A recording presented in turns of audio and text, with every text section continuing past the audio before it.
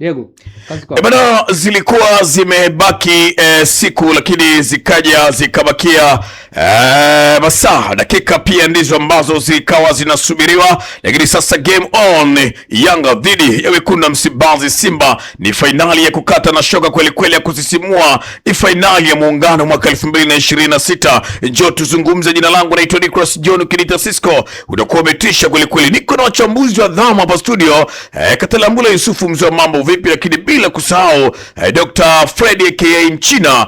Tuko naye hapa ndani ya studio hizi, utakwenda kutusikia vizuri kweli kweli, tukiunguruma na tukiwaletea matangazo ya moja kwa moja kutokea visiwani Zanzibar, akiwa pia yanapatiwa taarifa kubwa mno ama nguvu kubwa mno na Bati Quality bwana. Mvua zinanyesha, hakikisha unapata bati nzuri bora na bomba kwa ajili ya kuwezeka nyumba yako na paa yako ionekane ya kijanja. Usisubiri kupiga upate bati ambazo zimepauka ndani ya muda mfupi. Sisi ya kwetu ukiweka umeweka. Unapiga simu nambari 0715186672 ni 0715186672. Mimi naitwa Nicholas John.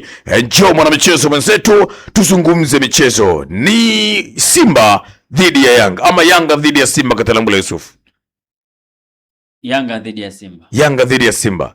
Uko vizuri lakini? Ya, nipo vizuri. Uzima upo? Namshukuru Mungu. Dr. Mchina, habari ya wakati huu pia? Ya burudani. Mambo yako vizuri? Mimi niko fresh kabisa. Ni jambo la kumshukuru Mungu kama afya zenu ziko vizuri kweli kweli. Hakika. Bana, ndivyo ambavyo tunakwenda kuanza ile jarida na tutakuwa nawe sako kwa bako. Yanga dhidi ya Simba, finali hii ya kukata na shoka, nani atapasuka? 90 dakika zitakuja na majibu, lakini kabla ya kutazama mambo mengi kweli kweli, tutazame tu ni mchezo wa aina gani ambao tunaushuhudia nyakati hizi, Katalambula Yusufu?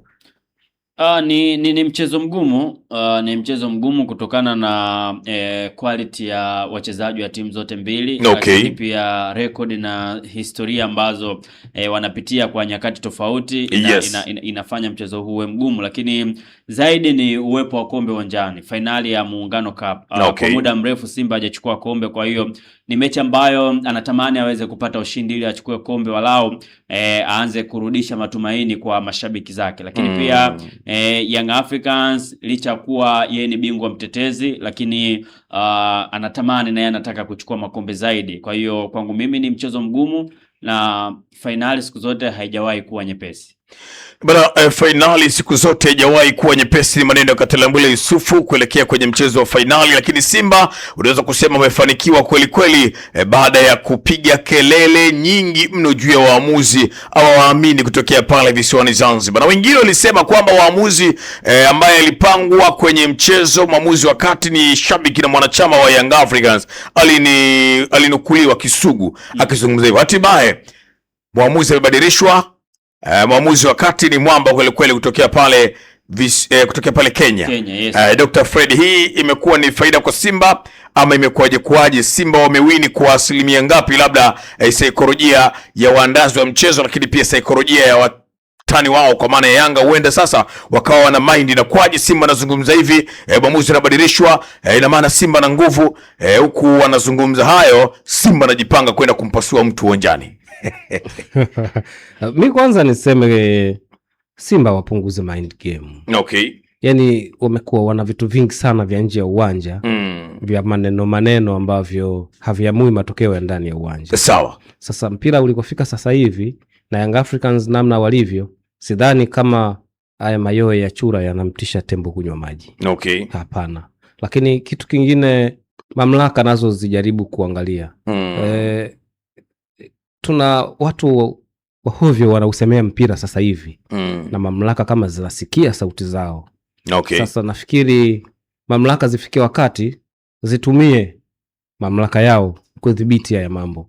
Inapofikia wakati sasa tunakuwa kama ni shamba la kambale, kila mmoja ana ndevu. Hapana. Sio kwa sababu fulani amesema, yes, akiwa sio chochote, alafu anaisemea taasisi, alafu taasisi nyingine inapokea kwa marekebisho. Okay. Kama kilichofanywa na mamlaka ni tafakari tu ya kina, wenyewe wameona tunayo haja ya kuleta muamuzi mwenye kaliba hiyo, well and good.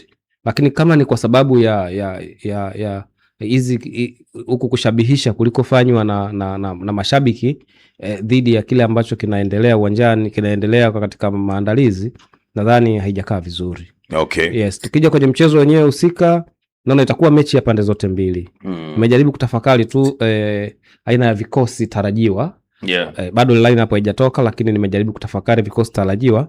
Unaweza kuona kama havipishani sana. Nimetengeneza first 11 ambayo ninaamini kabisa kwamba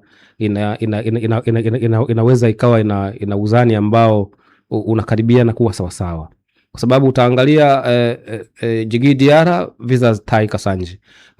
Utaangalia Kapombe versus Yao Kwasi au Israel Patrick Mwenda. Utaangalia Kibabage wa sasa, narudia, Kibabage wa sasa versus Mohamed Hussein Zimbwe. Utakuja Ibra Baka versus Rushan De Rock. Utakuja kama ni Mwamnyeto anaanza ama kama ni Mwamnyeto ama Asinki, unakuja kuangalia versus Traore yuko pale. Unakuja ku Damaro versus Kagoma. Utakwenda Libasi Geye versus Okelo. Utakwenda Pacome Zouzoua versus kuna Libasi Geye na huyu nani mwingine wa sasa, Anseta Oura. Yeah. Utakuja kwa Prince Dube versus Mwalimu. Yeah. Ukiangalia namna vikosi vyote vilivyo ambavyo tunahisi vinaweza vikawa vikosi vinavyoanza, ni almost vina wachezaji wote wenye uwezo na kaliba inayofanana. Kwa hiyo unauona mchezo ambao timu zote mbili zitakuja kwanza zikiwa zina morali ya hali ya juu, lakini pia zikiwa zina shauku ya kutaka kupata matokeo.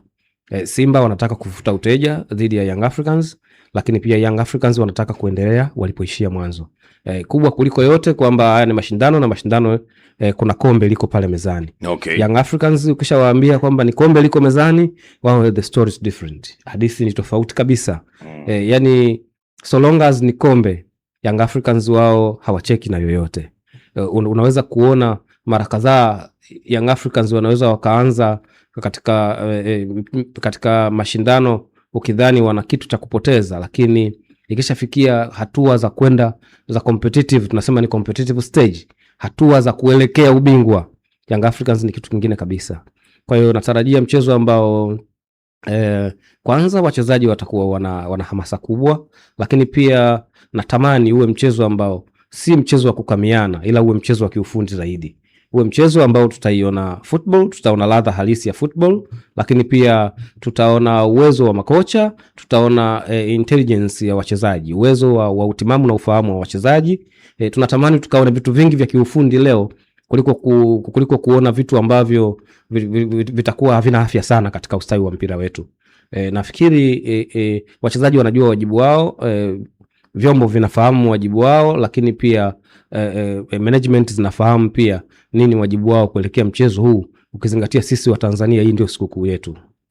Bana, kila mtu anafahamu wajibu wake, viongozi lakini pia wachezaji wa timu zote mbili, Simba dhidi ya Young Africans. Hata Dr. Bravo anafahamu wajibu wake, na ndio maana tuko hapa studio. Halikadhalika Cisco ambaye ni mimi nazungumza, nafahamu wajibu wangu kwenye sikukuu kubwa kweli kweli ya football, kwa maana ya leo Simba na Yanga, Yanga na Simba. Muda huu tunapozungumza game on, nani atakwenda kupasuka, nani atakwenda kufurahi, nani atakwenda kununa, nani atakwenda kujifungia, nani kesho atawahi kuamka na nani atachelewa kuamka, ni majibu tu.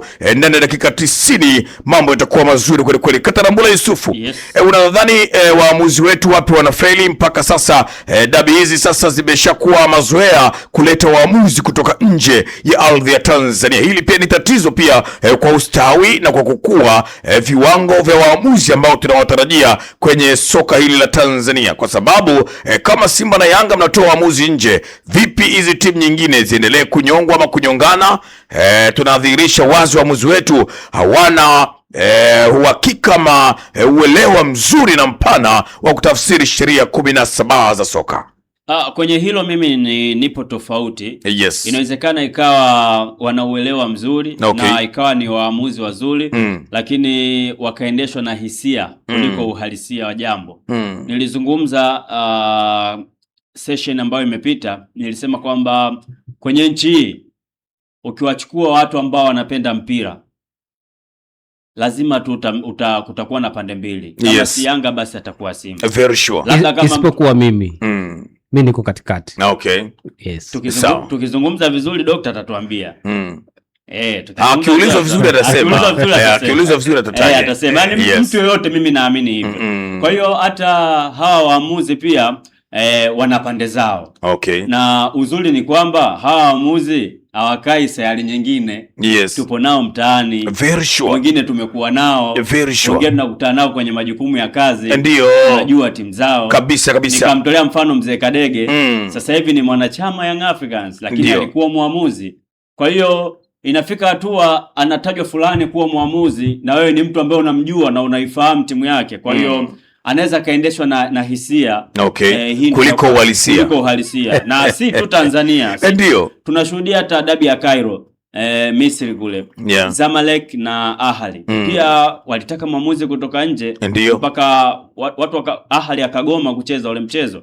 Lakini pia zipo dabi nyingi katika mataifa tofauti hawachukuliwa waamuzi wa ndani. Kwa hiyo sio tu kwamba hajui kutafsiri sheria, bali anakuwa na hisia. Unakuta labda muamuzi ni shabiki wa upande mmoja, labda shabiki wa Simba, ni ngumu sana kuweza kuiumiza Simba. Ama unakuta muamuzi ni shabiki wa Yanga, ni ngumu kuiumiza Yanga. Kwangu mimi sawa, wana madhaifu, lakini si madhaifu makubwa kiasi ya kwamba wao kushindwa kutafsiri hizo sheria, kwa sababu hata muamuzi ambaye tulikuwa tunasema kwa sasa ni bora, Alajiga, vipi juzi tu hapo ametoka kuzungumza na inasemekana alifungiwa kimya miezi 3 kutokana na kile ambacho alikifanya katika mechi ya Simba. Kwa hiyo unaweza kuona kwamba ni hisia zaidi zinakuwa zinawapeleka, lakini nje ya hisia pengine labda kile ambacho kinazungumzwa, labda maslahi pia inawezekana. Kwa hiyo kwangu mimi naamini kuna vingi sana vipo nje kuliko kuamini kwamba hawana uwezo wa kutafsiri mchezo kama huu. Ekatolambula, tuendelee kusalia hapo kwenye mchezo dhidi ya Yanga.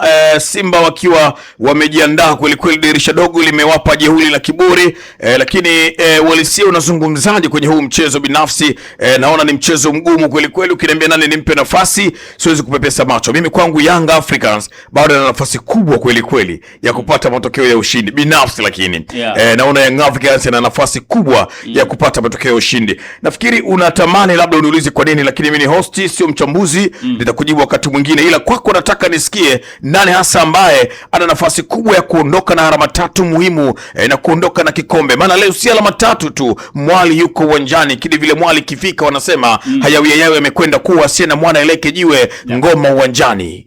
Ndio.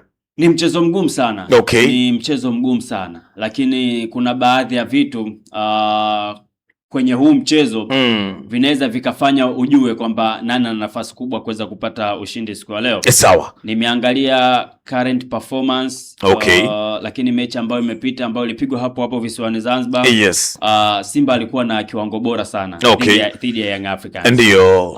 Lakini pia hofu yangu ile taarifa kwamba Young Africans wanawakosa wachezaji 5. Yes, tali kweli. Yes, inanipa mashaka. Kwa kabisa. Kwangu mimi kusema kwamba Young Africans ana nafasi kubwa sana kwa hiki ambacho nimekiona na natilia mashaka. Kwangu mimi naiweka kati 50-50. Yes. 50-50. Yoyote anaweza kupasuka. Na yoyote anaweza kufa. Simple tu. Bana, Dr. Freddy Mchina, na wewe tuambie sababu zako wapi zinakwenda kulala na wapi zinakwenda kusimama kwenye huu mchezo, ukitazama vikosi vya timu zote mbili namna ambavyo wamejipanga kweli kweli. Tambo za nje uwanja zitutishe, tuangalie walisia unasemaje? Mimi siwezi kumeza ulimi. Nimekuwa nikisema toka michuano inaanza kwamba ikitokea Simba na Yanga wanakutana, yes, ni mechi ambayo itakuwa nzuri. Okay. Nafikiri kama tu taratibu zikiwa kama zilivyo, yes, kwa nyakati hizi za karibuni, kwa miaka ya karibuni hii, miaka 3-4, ndio kwa tumekutana na mechi bora zaidi kuwahi kutokea, kwa sababu timu zote almost zinafanana, zinalingana kwenye vitu vingi. Kwa hiyo ni tu inawezekana ukawa umeamka upande salama, kwa maana ya kwamba ikawa ni siku ya bahati kwako ukapata matokeo. Sawa. Lakini pia inawezekana pia uwezo wa mchezaji mmoja ukaamua matokeo. Okay. Ila mambo mengi timu zote zinaona kama zina uzani ulio sawa, zinawiana. Mashaka yangu tu kidogo ni namna ambavyo Young Africans wanaweza kuendea mchezo wakajikuta wanakosa kikosi kipana ikitokea wamepata majeruhi wachezaji ambao wameanza wa first 11, kwa sababu wanakosa baadhi ya wachezaji wao muhimu. Lakini pia Simba huku ikiwa inaimarika, kwa maana wachezaji wake wote wanakuwa na utimamu sasa hivi, wewe ni mchezaji ambao wanamkosa, ambaye sasa hivi sio regular tena kwa muda mrefu, ni goalkeeper Musa Kamara, Pimpin Kamara. Yes. Lakini the rest unaona wako na timu na wana utimamu, unaona wana train na wako tayari kwa kazi. Kwa hiyo kikubwa zaidi ni kwamba wachezaji wa Simba wanataka kuprove kitu, wanataka kuprove kuongeza imani kwa management yao na kwa mashabiki wao, lakini pia Yanga haina cha kupoteza kwenye mchezo. Simba ina cha kupoteza. Ikitokea Simba amefungwa kwenye mchezo, hali ya hewa itakuwa tofauti sana. Yaani atmosphere itakuwa yenye wingu jeusi zaidi kwa pale Msimbazi kuliko ambavyo hali ya hewa ikiwa vinginevyo. Ikitokea Simba amepata matokeo, itakuwa ni siku bora sana kwa wana Msimbazi, wapenzi, mashabiki pamoja na viongozi wa Simba. Kwa maana nafikiri ni kati ya siku chache ambazo watalala usingizi mnono sana. Lakini kinyume na hapo, tunatarajia kuona mchezo ambao wote tutaufurahia, lakini pia tunatamani kama tumeleta waamuzi kutoka nje tukiamini kwamba wana kitu kipya cha kutupatia. Namfahamu Dickens amekuwa mwamuzi mzuri pale Kenya, licha ya juzi baada ya Mashemeji Derby, amesikika rais wa FC Leopards akipeleka shutuma zake kwa waamuzi kwamba sasa hivi imekuwa kama ni utaratibu Kenya waamuzi kupanga matokeo. Kwa hiyo inawezekana tukawa tunaamini kwamba tumeleta kilicho bora kwa sababu ya wasifu wake, kwa sababu ya wasifu alionao, lakini pia naye pia anakotokea kuna tuma ya vitu kama vile. Unajua sasa hivi issue ya upangaji wa matokeo imebase kwenye vitu vingi sana. Kuna ukiacha tu viongozi kutaka kuprove kwamba wanaweza kuongoza, wanafanya vizuri, wachezaji kutaka kuprove kwamba wana ubora ule ambao unahitajika na timu, lakini pia kuna makampuni ya biashara, makampuni ya betting, nayo kuna wakati wana introduce mambo yao pia ambayo yako nyuma ya pazia, mambo yao ambayo yako gizani, kuinfluence matokeo ya hii michezo. Sasa kwa sababu tu ni jambo ambalo huwezi kulithibitisha kwa mara moja, huwezi kuconclude kwamba kuna jambo hili linaendelea. Lakini rais wa FC Leopards ameonyesha mashaka yake juu ya kinachoendelea, na waamuzi wetu wa mchezo wa dabi anatoka Kenya. Kwa hiyo nadhani aje hapa aonyeshe kile alichonacho, kile ambacho kimempa beji ya CAF na FIFA, kile ambacho kilimfanya akawa muamuzi kwenye qualifiers za AFCON, lakini pia alikuwa ni VAR kwenye michuano yenyewe ya AFCON. Alikuwepo upande wa VAR. Kwa hiyo mstilisha aka wasifu wake, stilisha aka uwezo wake. Ninachotamani tu ni kwamba aje afanye kazi yake kama ambavyo inatakiwa. Bahati mbaya Kenya hapa sisi ni nyumbani, sisi Kenya ni familia. Unaweza kudhani kwamba kwa sababu ni Mkenya hana upande, lakini hana upande kwa Tanzania. Lakini unaweza kukuta wasifu wake wa nyuma ukakuonyesha kwamba kuna upande amewahi kuwa anavutiwa nao. Kwa hiyo ni kitu kinachowezekana. Kwa hiyo sasa mimi ninachokifikiria pia waamuzi wetu na wao wachukue fursa hii kujifunza kwamba kwa nini wanaaminika watu kutoka nje katika mechi ambazo inawezekana zingewaongezea wasifu na wao au zingewapeleka kwenye daraja lingine la kiutendaji. Nafikiri waboreshe pale wanapokosea. Management za kwa maana ya kwamba waendeshaji wa soka watumie nafasi walizonazo kuhakikishia mafunzo thabiti waamuzi wetu, lakini na waamuzi wenyewe wawe na self commitment, lakini pia wajitahidi kudeliver kile ambacho wamekuwa wakijifunza siku zote. Na hatimaye tunatamani siku moja kwenye michuano mikubwa sana tuone waamuzi kutoka Tanzania. Bwana, hivyo ndivyo ambavyo tunamaliza na kumzungumza mwamba kweli kweli Dickens Mimisa, mwalimuzi huyo kutokea pale Kenya kwa majirani. Mwamba kweli kweli. Je, tutafsiri nini? Tusubiri kuona 90 dakika, pia tutakwenda kumzungumza na kumjadili yale matukio tata kama yatakuwepo. Tutaulizana hapa, je, kuna haja ya kuleta waamuzi kutoka nje ama tuendelee kusalia na vya kwetu? Tuko na sisi tunajidaidai kweli kweli, na tuko hapa tunatamba kweli kweli. Nyuma ya kamera Diego Mashuhuri, Mwamba kweli kweli, na mimi sina la ziada. Tukutane tena muda na wakati mwingine. Itoshe tu kusema wailalika. Masalam.